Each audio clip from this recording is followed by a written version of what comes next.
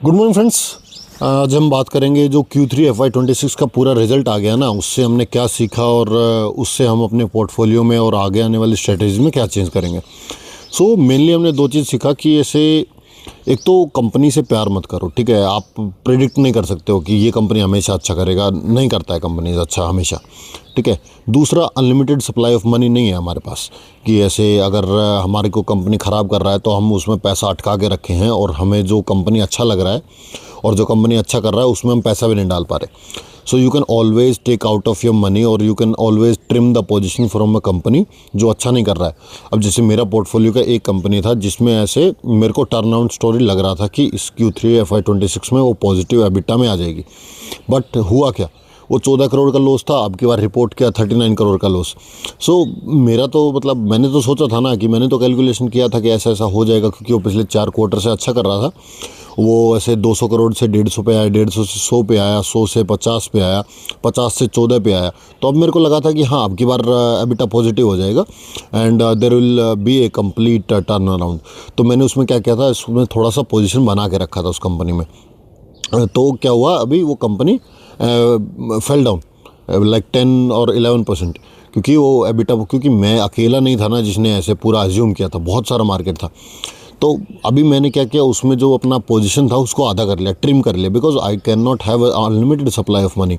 और जबकि मैंने एक कंपनी और था, जैसे ऐसा मैंने 2-3 कंपनी लगा के रखा था अपना, जो मैं सोच रहा था कि बस उसमें से 2 कंपनीज़ का रिजल्ट बहुत अच्छा आया और उनका एबिटा पॉजिटिव हो गया, जैसे मैंने महिंद्रा लॉजिस्टिक का बात किया था। So what I did was, उस कंपनी में से आधा पैसा निकाल के महिंद्रा लॉजिस्टिक में डाल दिया। And this is not a recommendation video, इसको बिल्कुल वैसा नहीं समझना है। तो अभी वहाँ पे क्या हुआ, वो स्टॉक वहाँ से और भागा, क्योंकि उस कंपनी का रीवैल्यूएशन हुआ ना। कि कुछ लोग ऐसे सोचते हैं कि हाँ रिजल्ट आ जाएगा, अगर एबिटा पॉजिटिव हुआ तो ही मैं पैसा डालूंगा। हाँ, महंगा ले सकता हूँ, वो भी स्ट्रेटजी सही है, लेकिन हमने for maximum gains, it's like risk भी तो ज़्यादा है ना।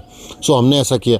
सो वहाँ पर एबिटा पॉजिटिव हुआ, सो हमने हमारा पोजीशन उसमें बढ़ाया। हाँ, इसमें मैंने लॉस लिया इस कंपनी में, इवन दो लाइक कुछ हज़ार रुपये, जैसे 20-30 हज़ार रुपये मैंने इन्वेस्ट किया उसमें, 40,000 इन्वेस्ट किया। अभी वहाँ पर आया तो company get fall down by like 15-20%, क्योंकि कुछ लोगों को रिजल्ट पहले से पता होता है। It's India, we all know. हमको बाद में पता लगा, जब पता लगा तो कंपनी फेल डाउन बाई 11%। तो वहाँ से गिरा तो हमने 20-25% के लॉस में बेचा और वहाँ पर महंगा भी लिया। So this is all about active investment, कि हमको ऐसे हमारा पोर्टफोलियो का 2 हिस्सा करके रखना है। एक तो हमारा जो होल्डिंग है, जो हम पिछला 6 क्वार्टर, 5 क्वार्टर, 3 क्वार्टर से हम ऐड करते जा रहे हैं और उस कंपनीज़ का ट्रैक करते जा रहे हैं, और वो कंपनीज़ ऑन ट्रैक है। हमें ऐसे प्यार नहीं करना है कंपनी से कि हमेशा अच्छा करता रहे। जिस दिन बुरा करेगा हम पहले झटके में थोड़ा काटेंगे, अगर फिर से बुरा करेगा फिर काटेंगे, और अगर लगातार 3 क्वार्टर में ख़राब करेगा we will leave that company. ऐसा हम उसके कंप्लीट ओनर नहीं है कि जब तक कब्र में नहीं जाएगी तब तक उसके साथ रहेंगे, नहीं। सो यही है। तो फिर हमने वहाँ पे इन्वेस्ट किया अपना कंपनीज़ को वहाँ से निकाल के, because we do not have unlimited supply of money. Companies को ट्रैक करना है, कंपनीज़ का रिज़ल्ट आएगा तो हमें उसको देखना है क्या किया क्या नहीं किया, और ऐसे रिजिडिटी नहीं बनाना है कि मेरे पास तो ऑलरेडी 15 स्टॉक है तो ये कंपनी अच्छा लग रहा है तो मेरे को कोई बेचना पड़ेगा तभी मैं खरीदूंगा। यू कैन हैव 16 पोर्टफोलियो का स्टॉक पोर्टफोलियो, ऐसा 25 का भी हो सकता है, 30 का भी हो सकता है। It's all depend on your portfolio size. अब ये नहीं है कि हज़ार रुपये का इतना स्टॉक ले लेना है। हाँ, डिपेंड करता है कि आप जितना कंफर्टेबल हो, कि अगर आपका मानो कि कोई 40 या 50 स्टॉक का पोर्टफोलियो है और आपका जो एलोकेशन है उसमें वो भी ठीक ठाक है, लेकिन जो पीछे का 30 कंपनीज़ है वो आपका एक्सपेरिमेंटल है, या फिर ऐसा लगाओ कि जो आपका कोर पोर्टफोलियो है, या फिर जो बिल्कुल आपका मेन पोर्टफोलियो है वो 15-20 कंपनी का है, और लेकिन आप एक एक्सपेरिमेंटल पोर्टफोलियो पे चला रहे हो जिसमें आप एलोकेशन कुछ हज़ार रुपये डाल के कर रहे हो, या कुछ ऐसा करके कर रहे हो, 10 शेयर, 20 शेयर, 30 शेयर लेके कर रहे हो उस कंपनी का।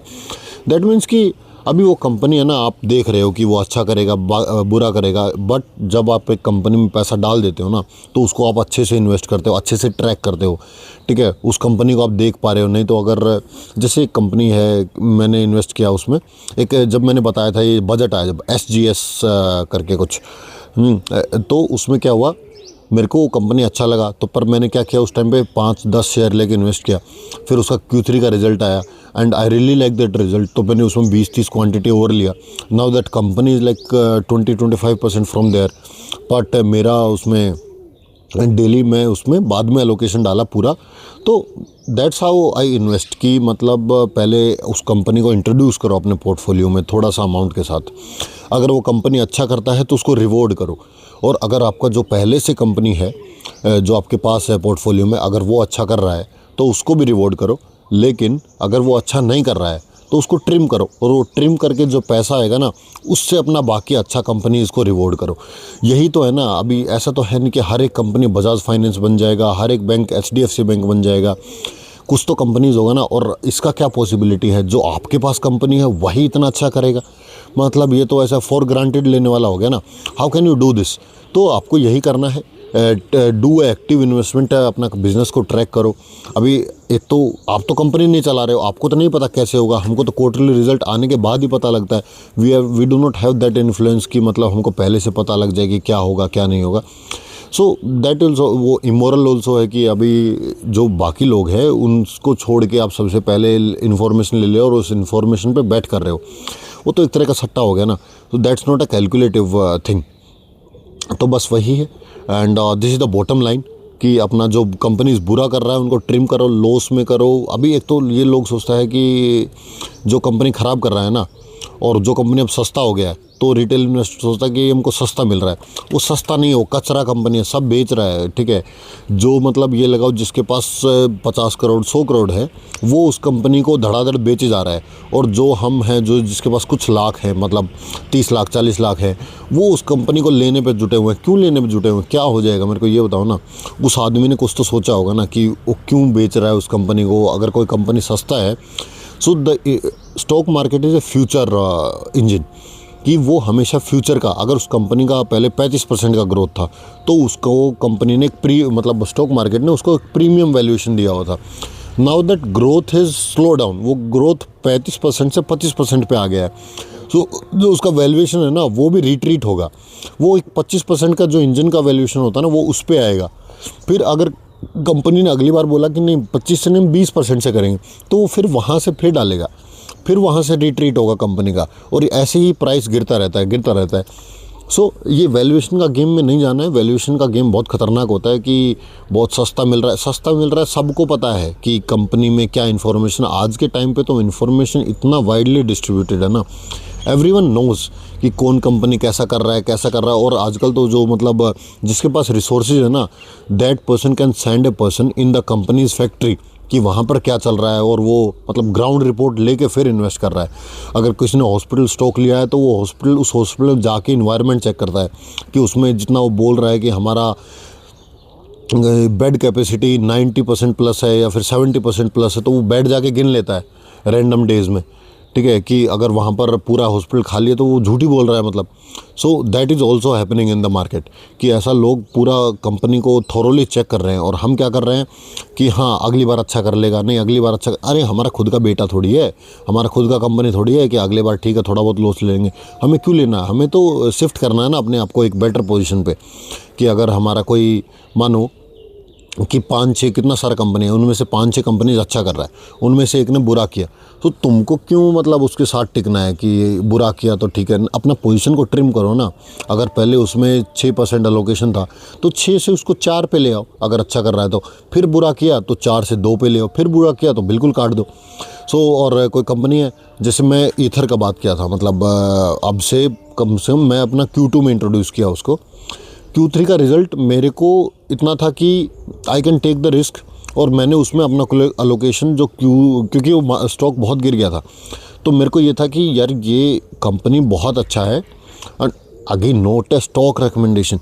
तो क्या हुआ कि मेरे को लगा कि ये कंपनी बहुत अच्छा है और इसका जो फैक्ट्री है वो भी आ रहा है, मतलब जो इसका केपेक्स है ना, ऐसा नहीं है कि ये कंपनी हवा में बात कर रहा है। ये कंपनी बोल रहा है हमने हवा में, मतलब हमने वहाँ पर फैक्ट्री डाला है, वहाँ से हम स्कूटर बनाएंगे, और जो हमारा एक दिन का स्कूटर बनाने की कैपेसिटी हम उसको इंक्रीज़ क्यों करेंगे, क्योंकि हमारे पास डिमांड बहुत ज़्यादा है, सप्लाई में हमको थोड़ा सा और इम्प्रूव करना है। तो मेरे को लगा कि the result will be magnificent, I can take the risk, it's a very calculative risk. ऐसा नहीं है कोई सट्टा है, पर मेरे को ऐसा इसका Q1 से अच्छा Q2 था, सो Q2 से अच्छा Q3 होगा, क्योंकि इन्होंने केपेक्स बहुत अच्छा किया है और वही मैंने किया and the stock rocketed like 10-12% in a single day of that result day. So वही है, that's the bottom line. Company से प्यार मत करो, अनलिमिटेड सप्लाई ऑफ मनी नहीं है तुम्हारे पास, तो जो बुरा कर रहा है कंपनी उसको काट दो, बेशक लॉस में काटो 20% 30%, जितना भी लॉस है इट्स फाइन। एक बार दर्द होगा, लेकिन वो कंपनी जब डेली गिरेगा तो ऐसा खून पी लेगा तुम्हारा, और फिर ये सोचेगा यार 25% के लॉस में बेच देता तो ठीक है, अभी 40% का है। फिर सोचेगा यार 40% में बेच देता तो ठीक है, अभी 50 है। फिर बोलेगा अब तो आधा पैसा कम ही हो गया, अब क्या ही बेचूं। तो जो आधा बचा है उसको तो बचाओ ना। And that's all about today's video and thank you.